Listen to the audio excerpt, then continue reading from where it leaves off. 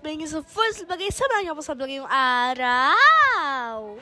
At wala nga po kaming pasok ngayong araw, pero meron nga po pala kaming practice sa flag dance. Nag-recess lang po kami saglit at nag-practice na nga po ulit. Nagpa-practice lang po kami ng mga tricks dito sa pagpapaikot nga po ng flag, pero hindi pa po ito yung mismong sasayawin nga po namin. At kasama ko nga rin po pala dito sa flag dun yung iba ko nga pong kaklase. At nag-practice nga rin po sila magpaikot nga po ng flag. At hindi nga rin po pala ito yung mismong gagamitin nga po namin na flag para nga po sa amin nga pong flag dance. Dahil ito nga pong mga ginagamit nga po namin flag ay pang-practice nga lang po.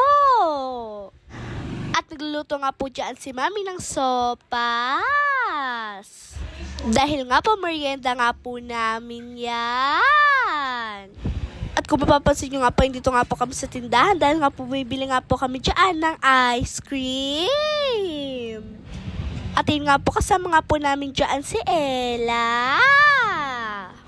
At ang nagbebenta nga po pala ay yung tito ko nga po. At yun nga po, sa kabili na nga po kami dyan ng ice cream. At sobrang refreshing nga po talaga.